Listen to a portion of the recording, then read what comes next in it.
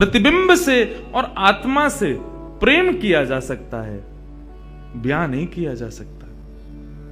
क्योंकि प्रतिबिंब और आत्मा ये दोनों हमसे अलग नहीं है। ब्याह के लिए एक अलग व्यक्ति चाहिए, एक हमसे कोई अलग हो, हमसे कोई जुदा हो, दो लोग चाहिए तब ब्याह संपन्न होता है।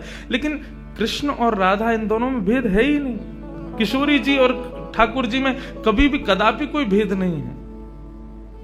किशोरी जी से प्रार्थना की ठाकुर जी ने कि आप पधारो और प्रेम की स्थापना के लिए आप भूमंडल पर सूर्य के ही अवतार वृषभानु जी के यहां पर आप अवतरित हो। तब किशोरी जी ठाकुर जी की बात मान करके और वृषभानु और कीर्ति के यहां पर अवतरित होती हैं। किशोरी जी का जब अवतार हुआ, जब अवतरण हुआ, कब हुआ? सुबह के 4:40 पर।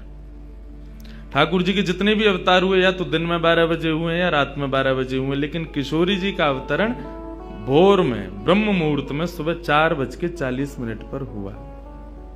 क्यों? बोले राम कृष्ण आदि जितने भी ठाकुर जी के अवतार हैं राक्षसों के वध के लिए आते हैं, तो या तो सूर्य की तेज ताप में उनका जन्म होता है, मानो वे प्रकाश स्वरूप हैं ऐसा भाव बताते हैं, या रात्रि में 12 बजे होते हैं, वो इसलिए होते हैं, वो मानो ऐसा भाव रखते हैं कि चंद्रमा अंधेरे को दूर करता है, वो ज्ञान का प्रकाश है, वो ज्ञान है, उससे अंधेरा दूर होता है। तो ठाकुर जी रात्रि प्रकट होकर के ऐसा भाव रखते हैं कि काले निशा, काला ज्ञान जितना भी है धरती पर, उसको दूर करने के लिए हम पधारे हैं। लेकिन किशोरी जी का जो अवतरण है वो 4:40 ब्रह्म मुहूर्त में होता है। उसका क्या भाव है?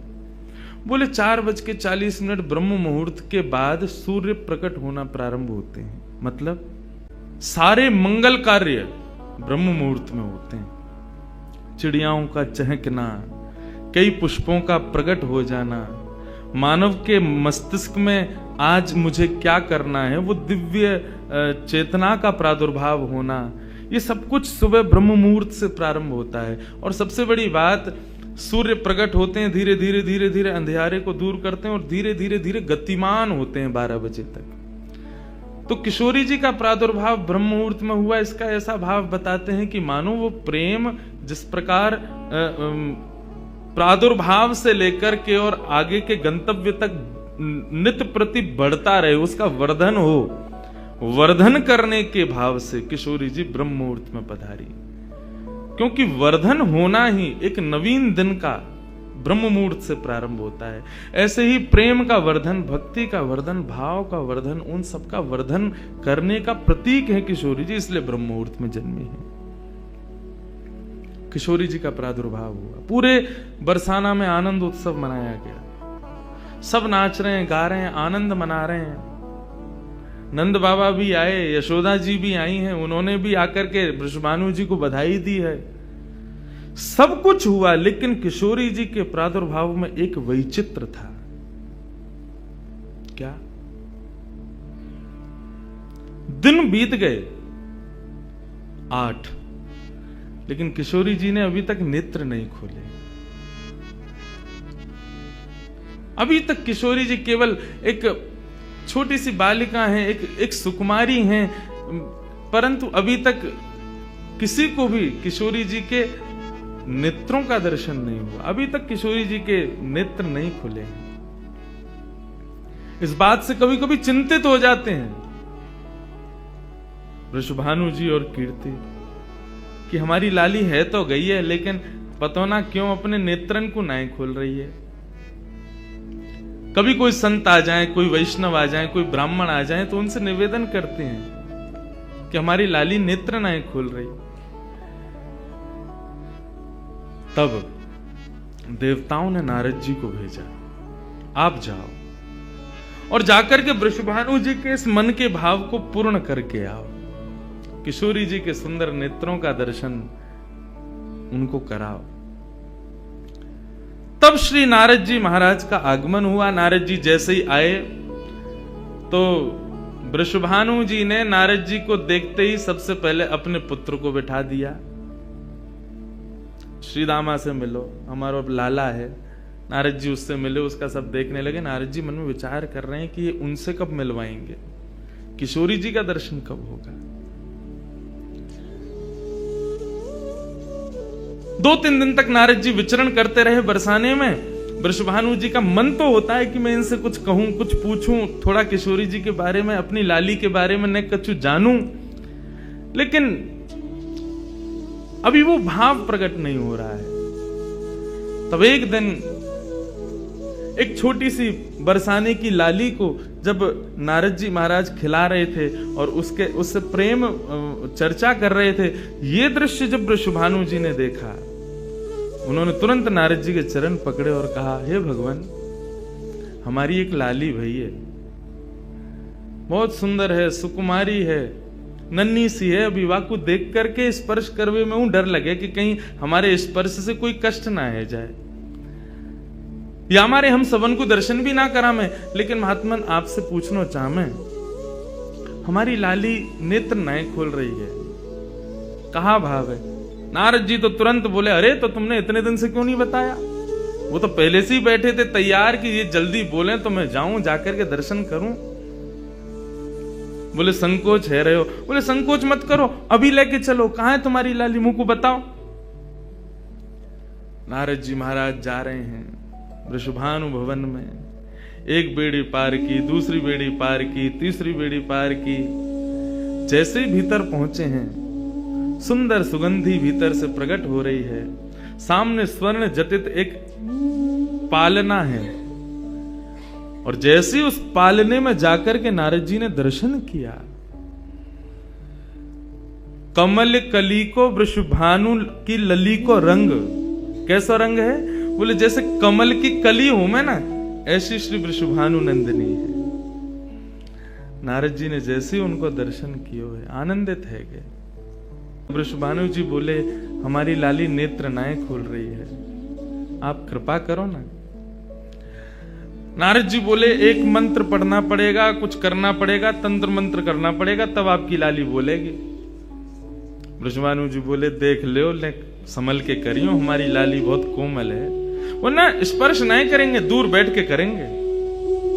वृषभानु जी बोले, तो करो। बोले आपको पहले बाहर जानो पड़े, वो एकांत में करेंगे। कीर्ति वृषभानु जी को देखें, बोले लाली को अकेला तो नहीं छोड़ेंगे? बोले नहीं बाबा, विश्वास पात्र है, हम कर सके। वृषभानु जी और कीर्ति दोनों जैसे ही बाहर पधारे, नारद जी ने गेट बंद कियो, तुरंत चरणन में प्रणाम कियो, और प्रणाम करके सीधे सन्मुख बैठे हैं। हे कृष्ण मनोहारिणी जय वृंदावन प्रिया,